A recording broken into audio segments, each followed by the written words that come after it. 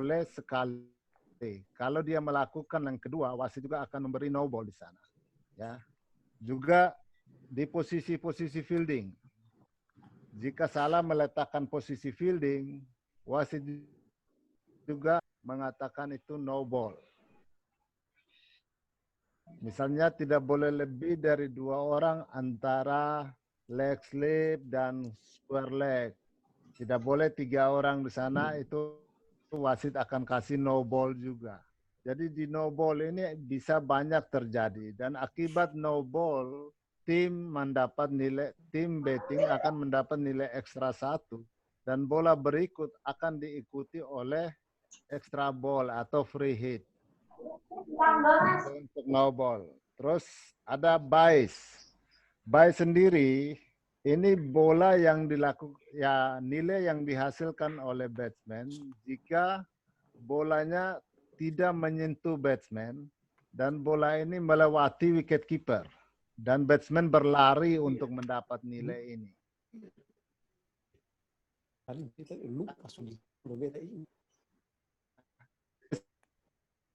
Jika bola mengenai batsman tetapi bukan mengenai bat, tapi mengenai badan anggota tubuh. Jadi selain bat dan glove, bola mengenai badan, itu wasit akan bilang nilai itu leg bias.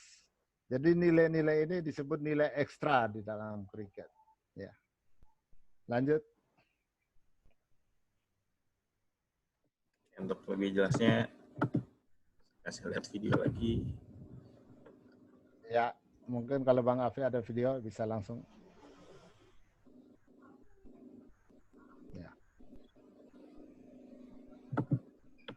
Selesaikan 1 run, pemukul harus menyentuh tanah dengan tongkat pemukulnya atau dengan badannya di belakang crease.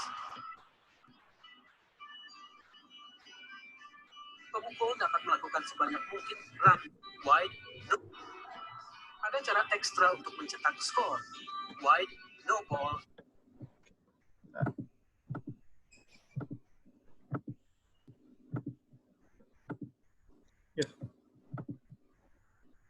Ball merupakan pelemparan yang tidak atau terlalu umpire menganggap bola.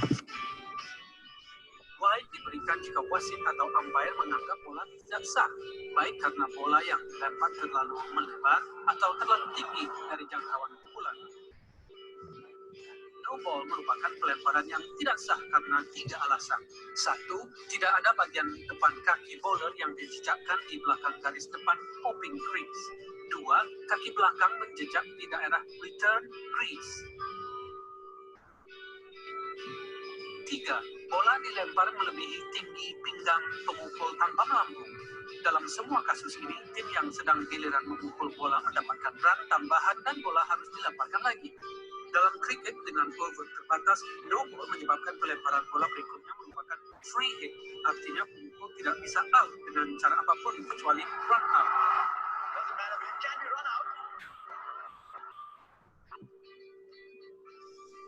Bye adalah nama yang diberikan pada run yang dicetak jika bola tidak mengenai tongkat pemukul ataupun pemukul. Hal ini biasanya terjadi ketika penjaga wicket tidak mampu menghentikan bola secara bersih. Leg bye terjadi ketika bola mengenai bagian tubuh pemukul tetapi bukan tongkat pemukul dan kedua pemukul dapat menyelesaikan run. Ada juga run penalti yang dapat diberikan oleh wasit karena berbagai alasan, tetapi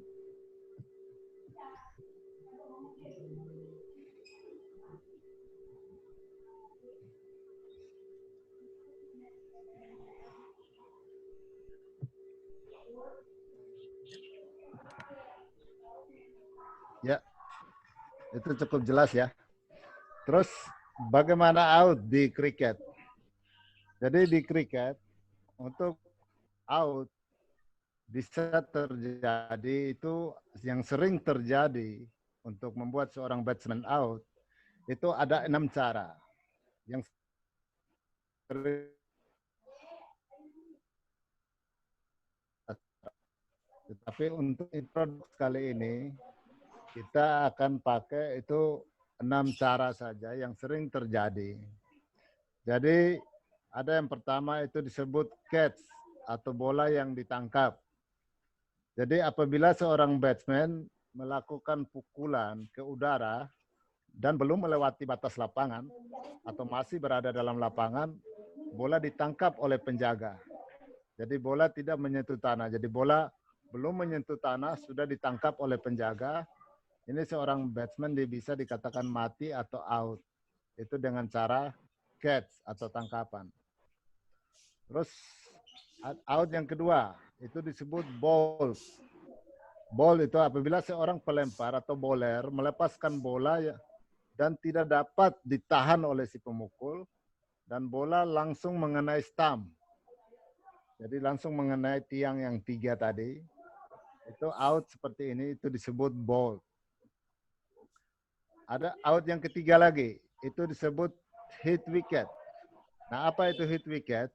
Ini apabila seorang batsman memukul stumpnya sendiri, jadi seperti bunuh diri. Jadi waktu dia melakukan pukulan, dia menyentuh stumpnya sendiri dan bias di atas stump jatuh, itu disebut hit wicket. Jadi seperti bunuh diri. Jadi beda dengan dia run out ya. Kalau beda dengan waktu dia berlari untuk mencari nilai. Kalau dia berlari waktu dia mencari nilai dan menabrak stump, itu tidak out. Ya, itu bukan disebut hit wicket. Jadi waktu dia memukul bola saja dan menyentuh stumpnya, itu disebut hit wicket. Yang keempat, itu disebut run out. Run out terjadi apabila seorang batsman dia berlari untuk mendapat nilai, tetapi sebelum dia sampai pada garis retun popping cruise, bola sudah memukul stump. Ya, bisa memukul stump dengan tangan, tetapi tangan harus memegang bola. Itu disebut out dengan run out. Jadi waktu dia berlari, jadi beda sama kalau di kasti orang berlari, orangnya dilempar. Tetapi kalau di kriket, waktu dia berlari, stumpnya yang dilempar. Ya, jadi sebelum dia sampai ke stump, kalau bola sudah mengenai stump, itu disebut out juga atau run out. Nah, out yang kelima itu disebut stumping. Jadi stumping itu terjadi apabila seorang batsman dia keluar melewati garis popping cruise untuk memukul bola, tetapi bola nggak kepukul dan kiper menangkap bola dan memukul stump. Jadi out stumping ini out yang dilakukan oleh seorang kiper, ya, oleh seorang wicket keeper. Dan apabila batsman itu dia keluar dari popping cruise, maka wasit menyatakan itu out juga. Out yang keenam itu disebut LBW atau leg before wicket atau kaki di depan stump, kaki sebelum stump. Jadi out seperti ini harus benar-benar jeli seorang wasit. Karena wasit akan berpikir bola harus pasti kena stump. Jadi out seperti LBW itu apabila seorang bowler melepas bola dan memukul kaki batsman tepat di depan stump. Jadi kaki batsman itu mungkin di bawah lutut. Ya, kalau di paha sudah terlalu tinggi. Jadi out LBW ini benar-benar seorang wasit harus yakin bahwa bola itu pasti pukul stump.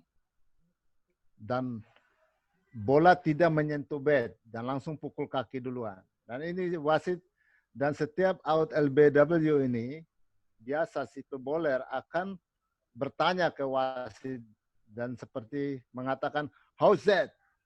How's that itu artinya bagaimana itu? Jadi dia menanyakan wasit apa bola itu out atau enggak. Jadi dia harus appeal namanya, melakukan appeal atau bertanya kepada wasit. Kalau dia tidak bertanya, kadang-kadang wasit juga tidak langsung memberi out kalau tidak ada pertanyaan. Jadi tidak bisa wasit kasih out tanpa orang bilang how's that? Tidak bisa. Jadi harus ada yang appeal, yang tanya kepada wasit bagaimana itu. How's that? Dan wasit akan, kalau benar bola akan pukul stump, wasit akan memberi out. Jadi ini yang out sering terjadi, ada 6 cara yang sering terjadi, ya. Tapi ada beberapa out yang lain juga, ya. Ada beberapa out yang lain, tapi jarang terjadi. Untuk sini kita pakai 6 cara. Ya, jadi kenapa sebenarnya ada 9 sampai 10 cara untuk bisa out ya, Pak. Tapi karena Ya, sisanya itu sangat jarang atau belum pernah terjadi, tidak pernah terjadi, dan karena ini hanya untuk level introduks, jadi hanya ada 6 cara yang perlu diketahui. ya. Lebih jelasnya saya kasih video lagi.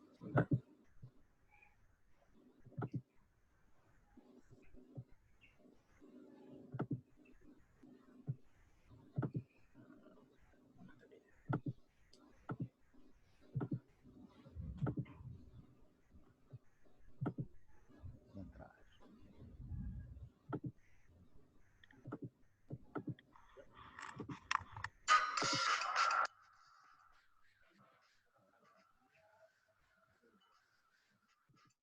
Meninggalkan lapangan dan mereka digantikan oleh pemukul berikutnya di tim mereka.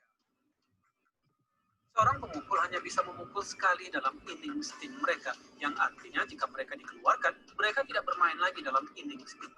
Berdasarkan peraturan kriket, ada 11 cara berbeda yang memungkinkan seorang pemukul dikeluarkan. Melempar bola, pemukul gagal memukulnya atau secara tidak sengaja menangkis bola mengenai stump dan bail jatuh. Bail harus jatuh agar seorang pemukul keluar karena kena bowl. Call, pemukul memukul bola dan salah satu fielder menangkapnya sebelum bola mengenai tanah.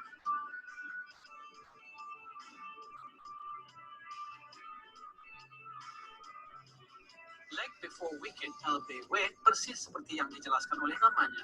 Jika pemukul tidak berhasil bola dan bola keluar, stump pemukul dapat dikeluarkan karena LBW. Tim bowler atau tim fielding harus meminta lagi sedikit. Bola akan kena stump jika saja bola tidak terlebih dahulu kena pemukul. Bola tidak boleh menggulir keluar garis stump kaki dan harus kena pemukul sejajar dengan stump.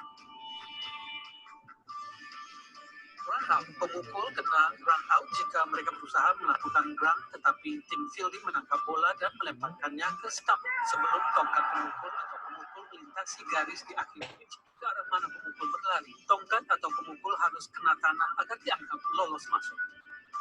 And that's out. Lampu dan. Slide the back. It's the first thing you learn in high school. Stump biasanya terjadi ketika penjaga wicket berdiri dekat stump. Mereka dapat menjatuhkan wicket dengan bola jika pemukul menyimpang keluar batting crease. Kemudian pemukul diberi stump. Ada lebih banyak lagi cara yang tidak biasa untuk dikeluarkan yang terjadi tidak terlalu sering, namun masih menjadi bagian dari peraturan permainan. Mengenai wicket, jika seorang pemukul menjatuhkan wicket dengan tongkat pemukul, tubuh atau peralatan mereka ketika bola sedang dilemparkan ke arah mereka, maka mereka dikeluarkan karena mengenai wicket. Memegang bola, jika pemukul Jadi kalau masih penasaran sama sisanya, bisa nonton video tadi ada di YouTube kita, Kriket Indonesia. Next, Pak.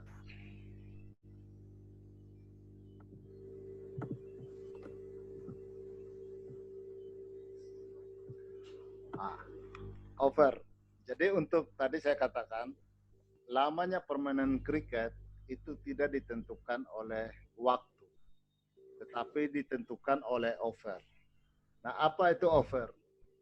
Over itu apabila seorang melakukan bowling, jadi dia dengan 6 kali lemparan dengan bola yang dinyatakan sah oleh wasit. Jadi satu over itu satu orang bowling dengan 6 kali lemparan dengan bola yang wasit menyatakan sah. Itu disebut satu over. Jadi kalau di dalam permainan biasa di World Cup ada one day game, itu biasa dimainnya 50 over oleh satu tim. Jadi untuk kedua tim 100 over. Jadi kalau dikali berapa bola ya 100 kali 6, 50 kali 6. Itu 300 bola untuk satu game. Sedangkan di game T20 itu mainnya 20 over. Nah, game di kriket itu karena dibatasi over, kadang-kadang bisa cepat, kadang-kadang bisa lama juga. Ya, tidak. Saya kasih contoh misalnya gini. Tim A memukul 100 di 20 over pertama. Dan tim B mengejar untuk cari 101 untuk menang. Jika tim B sudah mendapat nilai 101, walaupun overnya baru 15, permainan selesai juga. Ya. Jadi lamanya permainan kriket tidak dibatasi oleh waktu seperti sepak bola 2 kali 45 menit. Kalau kriket yang menentukan lamanya itu dari over. Next, Pak.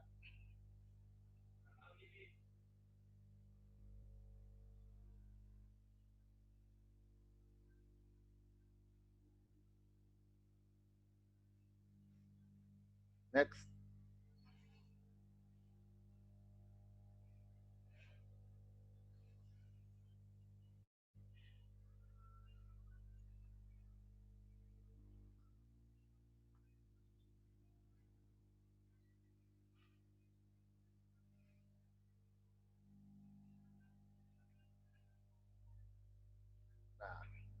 Untuk menentukan bagaimana menentukan menang kalah dalam kriket. Sebenarnya simpel sekali dalam kriket. Jadi untuk menentukan menang kalahnya itu tergantung skor atau nilai. Jadi misalnya tim A main 50 over lawan tim B, berarti misalnya tim A mendapat nilai 100, berarti tim B mencari 101 untuk mendapat nilai. Jadi simpel sekali. Tetapi penilaiannya itu dari nilai yang dipukul digabung dengan nilai ekstra. Ya. Jadi untuk menentukan menang kalahnya tim tergantung nilai. Itu sudah ditulis oleh Bang Afi mendapat nilai 100 run. Berarti kalau tim A dapat 100, tim B hanya cari 101 untuk menang dalam waktu yang ditentukan. Jadi misalnya dalam waktu main 50 over, tim A dapat 100, berarti tim B mencari 101 dalam waktu 50 over. Ya. Untuk menentukan menang kalahnya. Next, Pak. Oke. Mungkin saya akan nambah sedikit, Pak Afi. Ini karena banyak saya lihat semua sudah tahu kriket. Tapi mungkin kendalanya dari teman-teman yang peserta ini bagaimana melatih anak-anak. Jadi sebenarnya ada metode yang kita pakai dalam pelatihan kriket.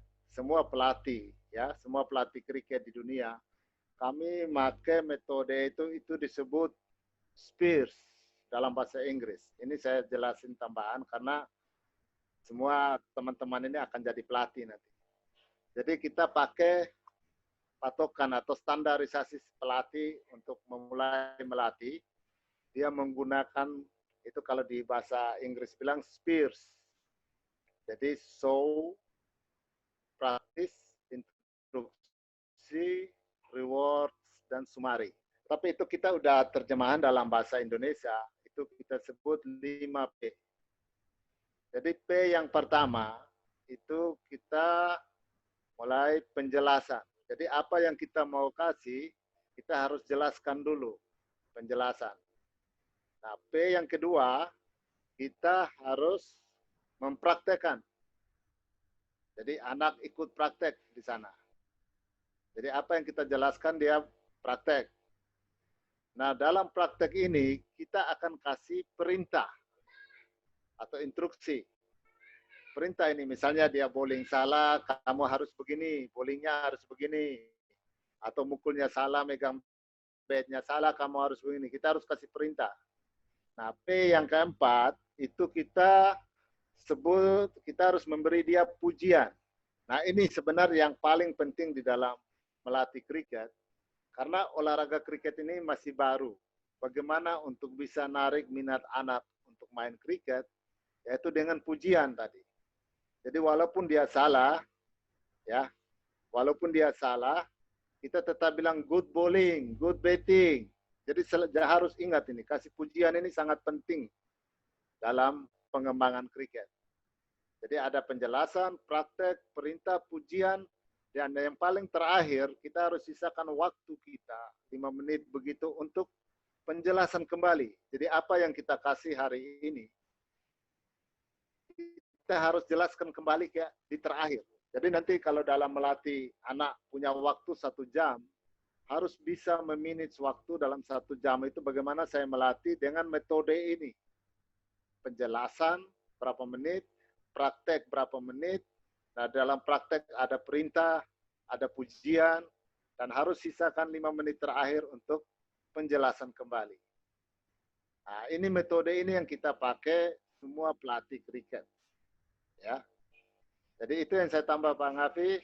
Mungkin kita buka sekian dari saya. Mungkin ada tambahan dari pelatih lain atau teman-teman mau bertanya, silakan. Ya, terima kasih Pak Sony. Mungkin dari teman-teman, mungkin dari pelatih yang lain dulu ya, Pak Yeri, Pak Melvin, atau Pak Suda, mungkin ada tambahan. Kalau ada bisa di-unmute mungkin.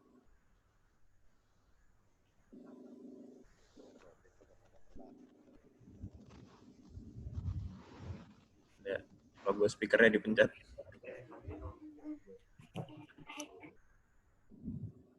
Kayaknya nggak ada, Mas. Oh, nggak ada. Ya. Aman. Mungkin yang disampaikan Umsun itu sudah jelas sekali. Cuma mungkin saya ada tambahan sedikit. Ya. Misalnya nih,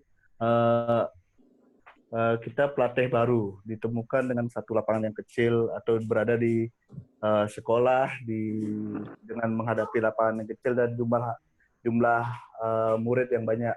Kan rata-rata setiap pelatih menemukan misalnya setiap sekolah bisa ada 40 anak di SD, SMP atau SMA. Mungkin penerapannya bisa mungkin setiap ada kita bisa kayak sirkuit gitu Pak.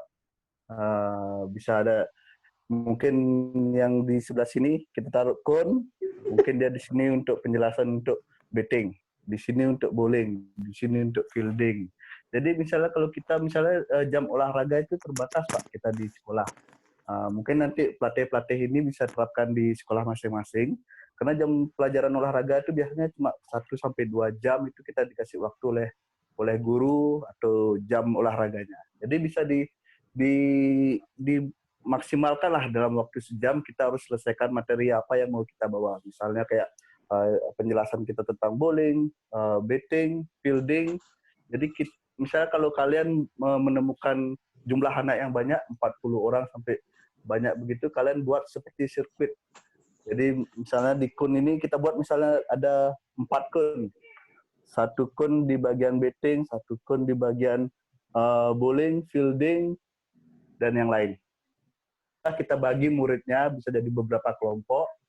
Nah, nanti di situ kita ruling. Jadi waktu itu kita bisa maksimalkan. Lebih efisien waktu di sana, Pak. Itu yang mungkin bisa saya sampaikan. Terima kasih. Misalnya itu dah. Contohnya misalnya habis di sini mereka ada contoh 40 anak di satu sekolah. Kita bagi jadi 4 session, 4 sirkuit itu. Jadi per kun kita taruh 10 anak. Di sini penjelasan tentang batting. 10 anak lagi penjelasan tentang bowling. 10 anak lagi penjelasan tentang fielding. 10 anak lagi penjelasan tentang wicket keeper. Jadi setelah kita kasih waktu mungkin 10-15 menit, nah disitulah kita setelah waktu sudah batasi rotasi. Habis itu kita rotasi. Jadi yang sebelah sini pindah ke sini, yang di sini sebelah pindah lagi ke materi berikutnya. Seperti itu Pak, yang mungkin bisa saya sampaikan. Terima kasih. Ya, makasih sudah. Kalau gitu saya buka sesi tanya jawabnya. Kalau ada pertanyaan mungkin dari teman-teman. Di sini saya lihat banyak yang atlet, banyak yang pelatih juga, mungkin pelatih di sekolah atau guru-guru di sekolah, mungkin ada yang mau tanya.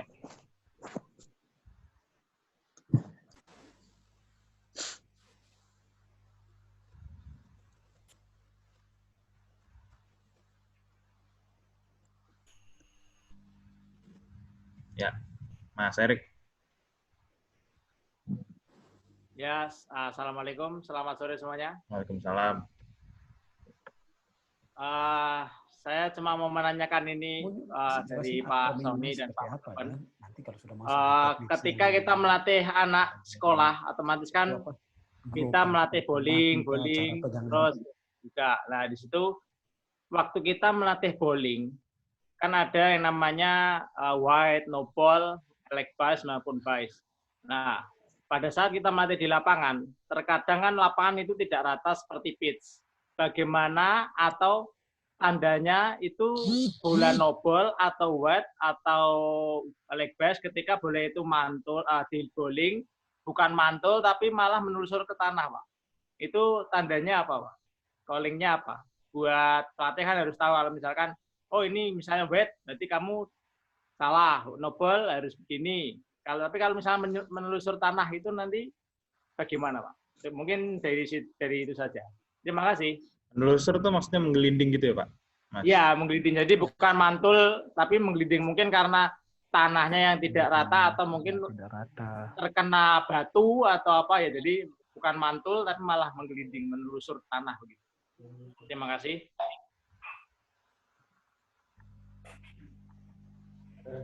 Bisa jawab? Oke. Baik, itu dari Jawa Tengah ya.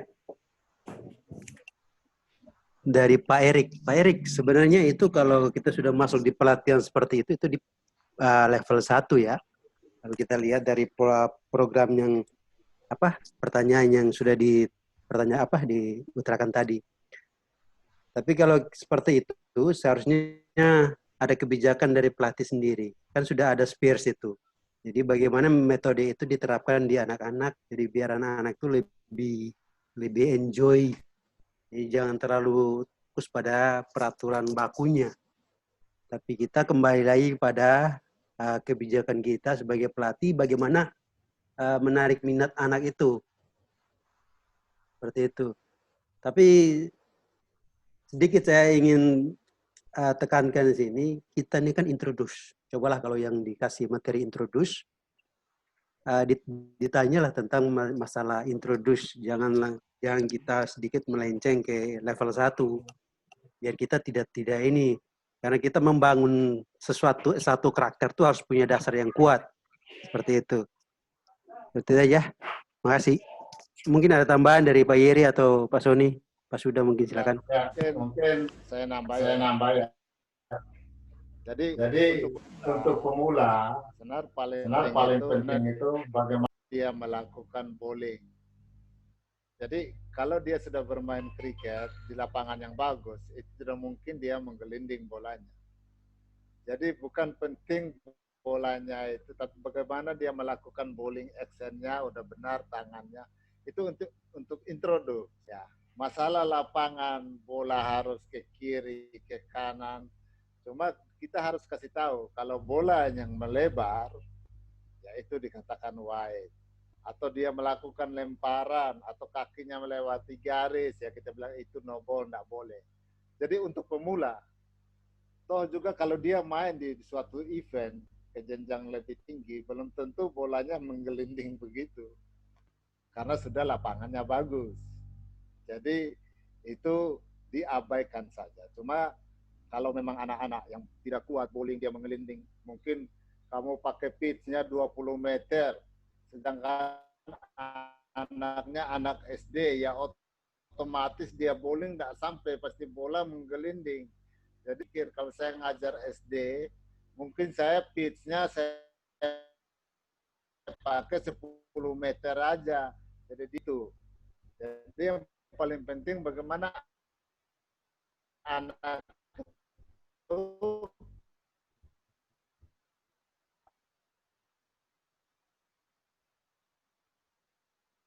Ya, sorry. Keputus sepertinya. Tapi kurang lebih tadi yang dikatakan para pelatih mungkin saya luruskan lagi. Jadi yang penting mungkin apakah bowlingnya sudah benar dan dasar-dasarnya tekniknya sudah benar atau belum. Namun kalau memang ada kejadian seperti itu dan masih bingung mau dikasih apa, mungkin ya disuruh bowling ulang aja lagi, Pak. Karena kan masih dasar. Gitu sih.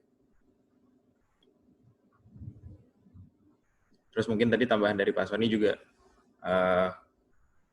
kalau misalnya masih belajar dasar dan atau nggak punya lapangan dengan ukuran pitch 20 meter, kita juga pasti kalau ngajarin anak-anak kan nggak mungkin langsung 20 meter, pasti kita kecilkan gitu. Untuk kompetisi pun juga seperti itu. Kalau misalnya anak-anak yang masuk kompetisi ini masih baru belajar kriket, kalau lapangan kita kecilkan pun nggak masalah. Ada lagi yang mau nanya? Saya cari. Atau langsung di-unmute aja kalau misalnya mau nanya. Saya, Bang. Ya. Saya, Pak. Jadi ya. Assalamualaikum warahmatullahi wabarakatuh. Waalaikumsalam. Ya, saya Aji Pangestu dari Kota Jambi. Mau nanya, Pak. Yang soal materi kemarin, kemarin dijelaskan kalau kriket ini olahraga terbesar kedua setelah sepak bola. Nah, mengapa kriket ini tidak se-booming sepak bola itu? Di dalam masyarakat pun masih sangat kurang orang mengetahui permainan kriket dan olahraga kriket itu bagaimana, cara bermainnya bagaimana, dan lapangannya seperti apa. Faktor yang saya tanyakan, faktor apa penyebabnya itu, Pak? Terima kasih. Oke, makasih. Nah, mungkin saya jawab atas pengetahuan saya. Jadi memang olahraga kriket ini cukup besar karena fansnya lumayan banyak. Tapi besarnya ini hanya di negara Commonwealth, yaitu Inggris, Malaysia, Singapura, India, Australia, dan lain-lainnya. Nah, seperti yang kita tahu sendiri, kriket ini sangat besar di India. Dan India itu adalah negara dengan jiwa penduduk yang sangat tinggi kan. Nah, jadi mungkin salah satu kontributornya di situ. Seperti yang saya lihat juga, India ini memang nomor 1 di kriket di dunia. Maksud saya di dunia kriket ini India nomor 1, fansnya paling banyak, pemainnya paling hebat, kompetisi paling banyak, dan mereka kiblatnya kriket di mana-mana. Jadi memang kontribusi paling besar mungkin kenapa kriket paling banyak kedua, karena India suka kriket dan India adalah salah satu negara dengan penduduk yang paling tinggi. Gitu sih. Ya, Oke, ada lagi? Mungkin saya nambah Pak. Mungkin karena di Indonesia kan kita masih baru, Pak. Jadi belum mendunia, tapi mungkin kalau di luar seperti India, Pakistan, Sri Lanka, Bangladesh, itu kriket nomor 1 di negara-negara ini. Ya, seperti kalau sudah pernah mungkin lihat di Australia, setiap kota di Australia ada stadion kriket. Ya, New Zealand juga. Jadi semua negara-negara persemakmuran ini kan main kriket. Jadi memang mungkin di Indonesia belum, tapi mungkin kita akan ke sana juga. Akan mendunia nanti. Ya, terima kasih, Bang. Oke, sedikit tambahan, Bang Afi. Silakan. Untuk pertanyaan tadi, mungkin memang di Indonesia belum berkembang pesat, karena seperti penjelasan awal, kita ini mulai berkembang di Indonesia kan tahun 2000-an lah, ya, 2002 itu baru. Jadi dengan cara seperti ini kita melaksanakan workshop pelan-pelan, itulah tahap demi tahap untuk mengembangkan kriket. Semoga kriket bisa berkembang seperti sepak bola. Gitu. Terima kasih.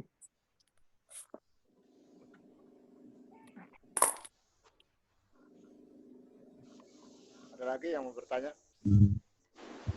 Ya, silakan, Komang. Ya, terima kasih Om Swastiastu. Saya Komang dari Bali. Saya ingin bertanya tadi kan mengenai cara mati batsman. Tadi kan sudah dijelaskan yang poin ke-6 kalau nggak salah atau ke-5 yang stumping.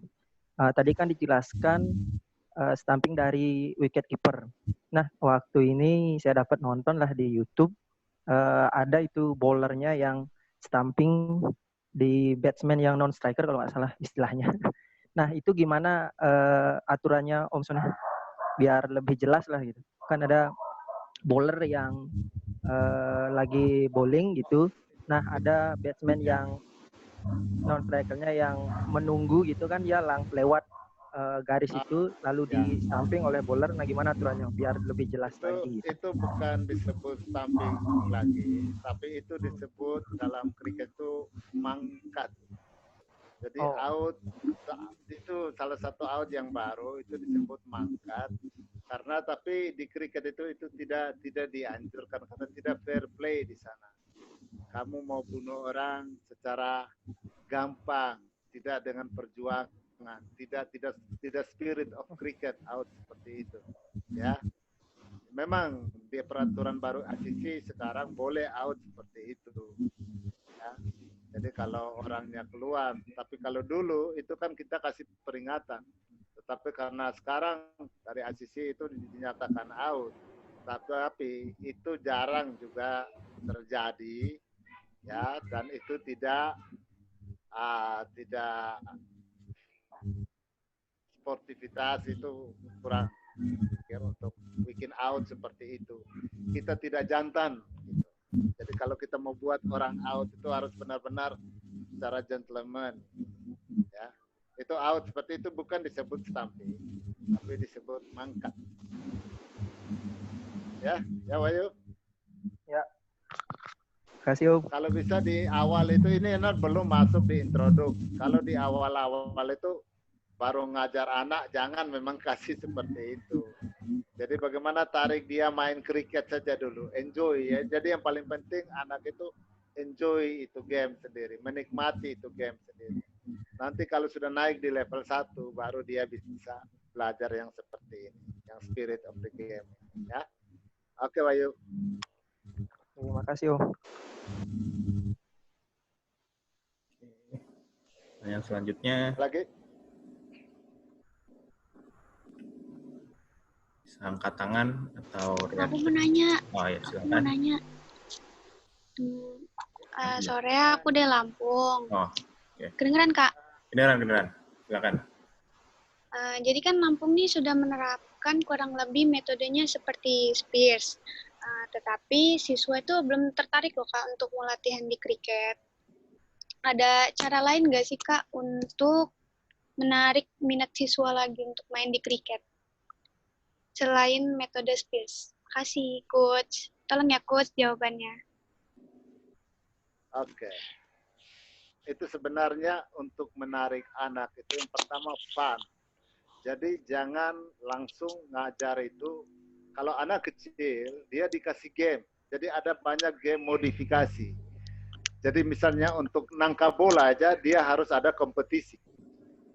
Misalnya untuk catching, dia bikin kompetisi. Sebab anak itu kalau mau ada kompetisi, dia mau bersaing sama teman.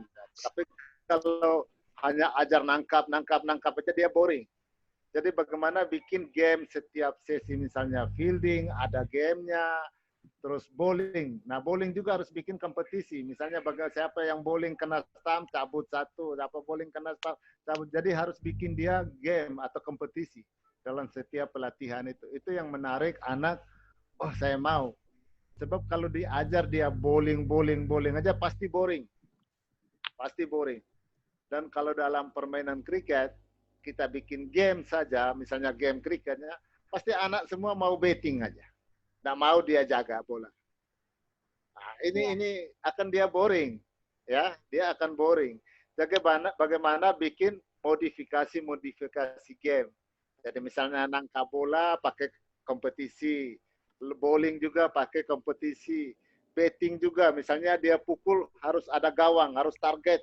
Misalnya strike, bola harus masuk gawang. Siapa yang masuk gawang 1-0. Jadi bikin kompetisi seperti itu. Jadi intinya bagaimana bikin game itu, pelatihan itu menjadi fun. Jadi dia enjoy. Dan minggu depan dia mau datang lagi. Seperti itu. Jadi nanti bisa nanya macam-macam modifikasi game. Ini ada banyak, ada Pak Melvin, ada Pak Suda, Pak Yeri bisa ditanya atau Pak Afi nanti bisa kirim bentuk-bentuk modifikasi game seperti continue game atau demon game, ada banyak. Jadi memang nggak terpaku dengan game apa ya istilahnya, game yang official ya, jadi bisa modifikasi juga gitu. Seperti di Bali sekarang ada kompetisi indoor, dulu sempat ada beach cricket. Jadi memang pelatih itu diajak untuk supaya bisa inovatif, gimana caranya membuat anak-anak ini ikut senang dengan game-game yang simple. Ini saya kasih contoh, judulnya Rapid Fire. Ini salah satu contoh game modifikasi untuk anak-anak. Game for youngsters called Team Rapid Fire. Team Rapid Fire is a game played between two teams, one batting and one fielding. Today, we have 8 players per team. 4 players from the batting team strike the ball off the tee after one another and then complete runs between the stumps until the fielding team return the balls to their original position. The 4 batting team members waiting to bat are to count teammates' runs so the score can be determined. The fielding team cannot cross the designated safety line until all balls have been hit. They may physically carry the ball back in or throw to teammates. The fielding team shouts, "How's that?" once all balls have been returned to their original position on the tees, signalling the batters to stop running. Once all batters have batted once, the two teams swap over. Depending on time. Jadi itu salah satu contoh game modifikasi. Di YouTube juga banyak sih game-game modifikasi lainnya, bisa dicari dan dipraktekkan juga. Bisa ditanya juga sama pelatih-pelatih ini game modifikasi apa aja. Kita kalau nggak salah timnas pemanasan pakai cricket soccer ya. Bisa banyak modifikasi ya. Jadi tidak tergantung pada itu yang tadi sudah disebut sama Bang Afi. Bisa juga kreatif dari development itu sendiri. Ya tidak harus pada itunya. Ya kita bisa kreatif dengan sedikit bola pun kita bisa bagi berapa grup untuk main, untuk have fun lah, buat fun untuk semua anak-anak. Jadi mereka tuh punya kesenangan. Kembali lagi pada kita juga bagaimana kita memberikan mereka materi biar mereka ada interest sama kita gitu.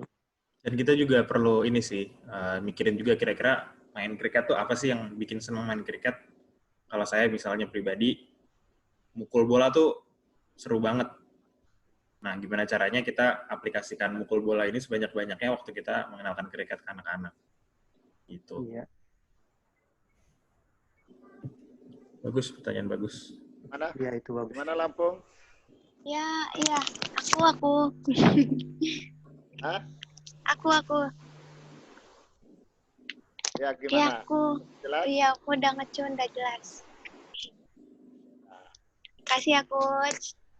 Oke. Pertanyaan selanjutnya.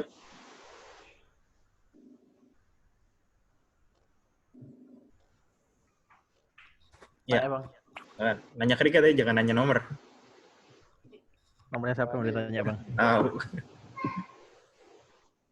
Lanjut, Mas Zakaria. Dari mana nih, Mas? Sorry.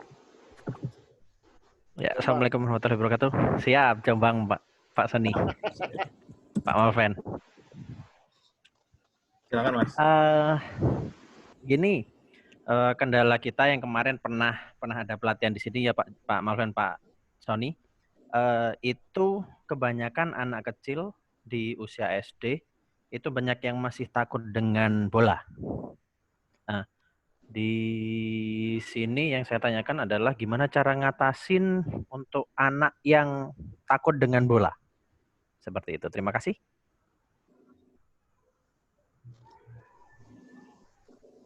Main pakai bola tenis.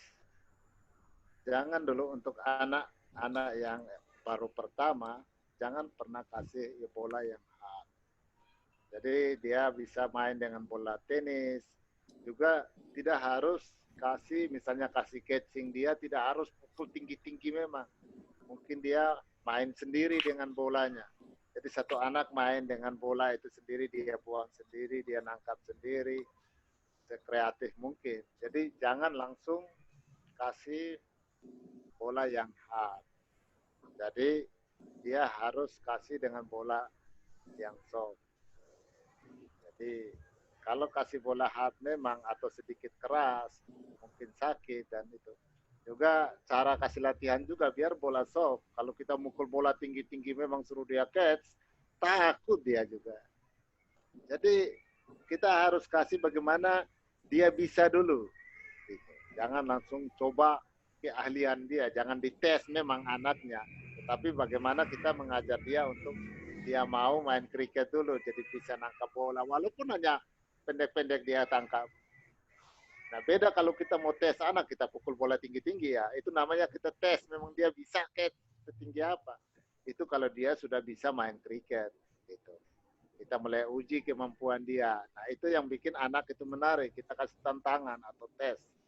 Tapi untuk pemula, kita harus kasih dia kasih satu bola, dia main sendiri dengan bola. Kita bilang catching, oke dia main, mau catching bagaimana. Gaya dia mau buang bola, nangkapnya di belakang atau di samping, di depan. Terserah dia. Jadi dia enjoy main dengan bola itu. Jadi jangan langsung yang keras. Ya Mas. Siap. Ya itu juga kendala saya Pak. Seperti ini Pak Sony. Kemarin karena saya biar si anak tahu tentang kriket dan lain sebagainya, saya harus lihat YouTube. Nah kendalanya karena saya suruh lihat YouTube, jadi mereka melempar sesuai dengan yang mereka tangkap di kepala. Atau menangkap dengan sesuai apa yang mereka tangkap yang pernah mereka lihat di YouTube. Itu gimana Pak? Itu memang salah. Waktu mereka latihan memang harus dibimbing Pak. Untuk pemula harus dibimbing. Jangan dibiarkan mereka sendiri.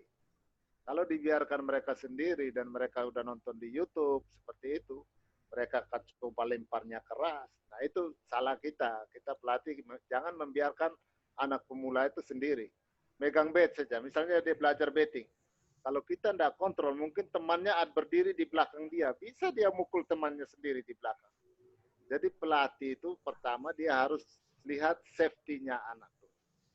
Keamanan anak. Jadi waktu tadi seperti Pak sudah jelasin, pelatih 40 anak. Dengan satu pelatih, bisa aja anak ambil bat dan ada yang main sendiri mukul, bisa kena temannya. Nah, seorang pelatih harus pertama safety. Nah, misalnya juga kita menjelaskan anak, kalau kita tahu mataharinya dari timur, harus kita pelatih yang menghadap matahari, jangan kasih anak yang menghadap matahari. Gitu. Harus kita, karena kita menjelaskan. Nah, itu cara-cara seperti jadi kita lihat situasi lapangan, matahari di mana, bagaimana saya harus melatih dengan 40 anak, saya harus pakai rotasi, dan setiap grup saya harus jelasin. Jadi jangan dibiar anak itu bermain sendiri. Nanti dia ikut di YouTube atau dia ambil bola keras, dia dipukul, besok nggak mau lagi dia main kriket. Ya, jadi tetap pelatih harus kontrol anak. Siap. Terima kasih Pak Sony. Ya. Siap. Mungkin pun kalau suruh lihat YouTube dikasih juga kali contoh latihan di YouTube-nya yang benar dan aman buat mereka. Ya, tapi kalau anak SMA sih nggak apa-apa. Udah gede.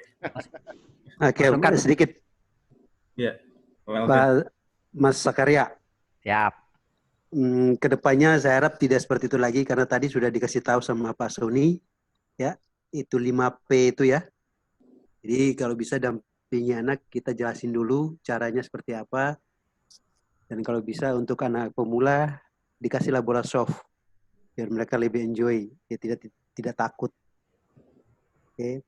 Nah, dari tadi yang sudah dikasih, makanya kita buat introduksi ini biar pelatih-pelatih baru itu biar lebih tahu lagi. Jadi kita memberi sesuatu itu yang lunak dulu, baru ke hard. Jangan dari hard ke lunak. Oke Mas Agri ya. Siap. Thank you. Ini di sini ada atlet-atlet nih mungkin mau ngasih sumbangan ide gimana caranya nggak takut kena bola. Nih saya lihat ada Neti, ada Neti nggak takut Paul bola. Hutna nih. Siapa lagi tadi? Mana Neti DKI itu berani sama bola. Coba di-share gimana caranya nggak takut sama bola. Neti itu paling berani sama bola dia. Tuh Neti. Harus share ya. Coba kasih tipsnya dong. Kasih dong tipsnya Neti.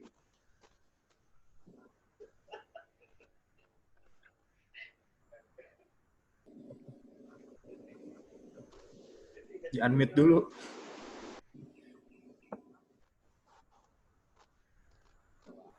Ibu guru gimana nih?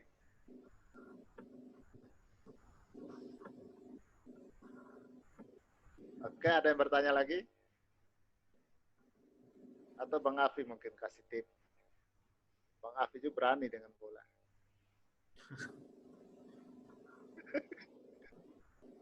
Tipsnya siap-siap es aja buat yang biru-biru. Afi berani sama bola basket. Nah nih, ada yang tanya lagi? Atau mau sharing? Nggak apa-apa kalau mau sharing.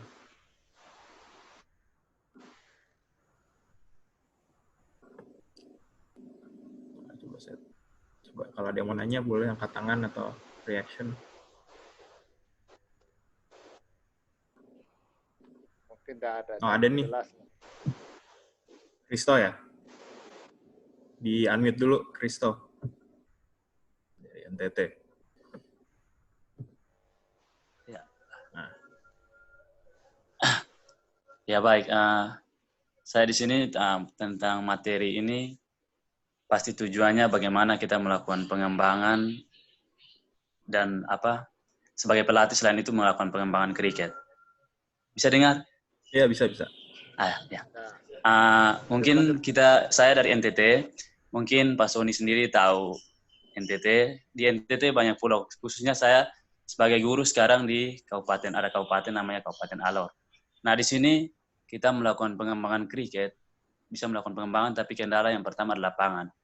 Nah, di tempat yang saya ngajar sendiri, kita karena masih pakai materi atau kurikulum 13 tentang softball atau bola kasti, dimodifikasi dalam kasti. Nah, ini kriket ini kita belum terapkan di sekolah.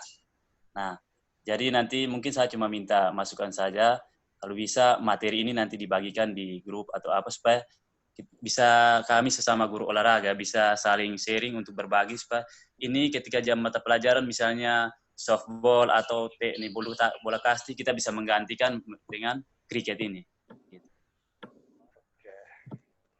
Supaya artinya kita selain itu bisa melakukan pengembangan lagi. Gitu. Terima kasih Pak Sony. Ya, Kristo. Jadi ini yang terjadi di Bali juga pada awalnya. Di Bali itu dalam guru olahraga itu biasa ada permainan bola kecil. Permainan bola kecil itu ada bisbol, softball, dan kasti.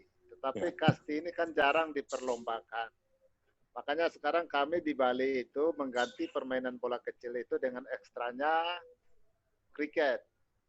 Karena kriket sudah dimainkan di Porsenijar di Bali.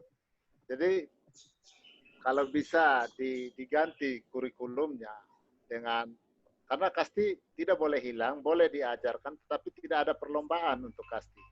Tapi kalau kriket bisa diperlombakan. Nanti beberapa sekolah bisa berkompetisi, dipertandingkan. Dan itu ada jenjangnya yang lebih tinggi. Bisa main Porsenijar, bisa main Porsenijar provinsi, bisa ke Porprov nanti. Dan bisa ke PON. Sedangkan kasti tidak bisa main di PON. Makanya diusulkan lebih bagus anak-anak itu diajar kriket dibanding kasti. Tetapi kasti tetap diajarkan karena ini permainan tradisional kita. Tidak boleh hilang. Dan untuk lapangan, saya pikir kalau lapangannya kecil, saya pernah latih di Jimbaran itu kebun kelapa lagi. Saya pakai pohon kelapa jadi stump. Dan pakai bola tenis dan pakai pelepah kelapa untuk bat. Yang penting dia mukul bola dan tahu dia lari kemana. Jadi lari dari tiang ke tiang, dari stump ke stump. Jadi pakai pohon kelapa aja stump, di kebun aja bisa main. Nah, itu yang saya pernah lakukan waktu di Jimbaran dulu. Karena banyak kebun kelapa, saya pakai stump. Jadi kalau di sekolah, kalau ada halaman kecil mungkin bisa diajarkan. Misalnya tidak harus bowling 2 side, bowlingnya dari satu sisi doang. Yang penting dia tahu dulu kriketnya bagaimana main. Itu yang paling penting. Ya? Ya. Gimana, Kristo? Ya? Ya. Baik, Pak Sony. Nanti akan dikirim oleh Bang Afi. Oh, ya. Bang Afi baik. akan kirim itu. Ya. Oke, jadi materinya ini saya kirim lewat grup chat. Kalau ada yang bisa download, silakan di-download. Nanti akan saya kirimkan lewat provinsi juga. Cuma mungkin sekarang lebih bisa di-download supaya lebih cepat nyampainya di kalian juga. Ini saya kirim materi kemarin dan materi hari ini. Sekali lagi untuk video yang tadi saya tunjukin, semuanya ada di YouTube kita, di Cricket Indonesia, itu bisa dilihat. Saya mohon maaf juga untuk Instagram Live-nya ternyata nggak jalan, tapi sekarang live di YouTube. Oke, selanjutnya ada pertanyaan lagi.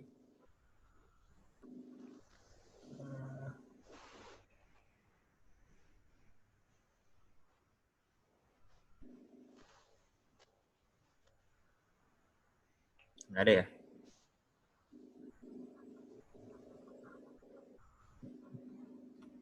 Oke, kalau gitu saya mau minta tolong kameranya dinyalain semua buat foto lagi. Nanti saya post Instagram. Ya, dandan dulu, ngaca dulu. Smile dong. Sudah pakai topi, sudah. Tegang sekali sudah. Pak Yeri nggak kelihatan nih mukanya nih. Oke. Angkatlah. Oke, bisa dinyalain. Oke, siap ya. Saya foto satu. Cricket Indonesia. Saya. 1, 2.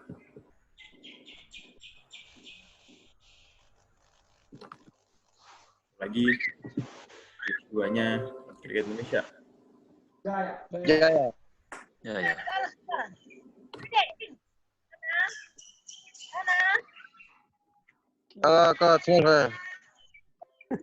Oke. Ya, makasih semuanya waktunya. Mungkin kemarin sempat ada beberapa yang nanya untuk sertifikatnya gimana. Nanti sertifikatnya akan kita kirim lewat email, itu akan elektronik. Dan sertifikatnya akan kita kirim setelah sesi terakhir atau sesi ketiga nanti, minggu depan. Ke depan ya, sesi ketiga. Jadi terima kasih sekali lagi waktunya. Mudah-mudahan bermanfaat. Terima kasih semua. Terima kasih Om Melvin. Terima kasih semua. Terima kasih semua. Saya minal aidin ya. Bagi yang iya. Minal aidin wal faizin juga. Selamat Hari Raya. Semuanya. Wih. Ada Eca. Woi, Kapitan. Eca Jatim. Halo, Coach. Halo. Halo Bandung. Kalian atau? Halo. Iya, toh gimana toh? David di rumah baru. Oh, David di rumah baru. Masuk rumah dulu David. Masih corona itu Bung David sendiri di rumah tuh Om. Hasil kriket, ayo David.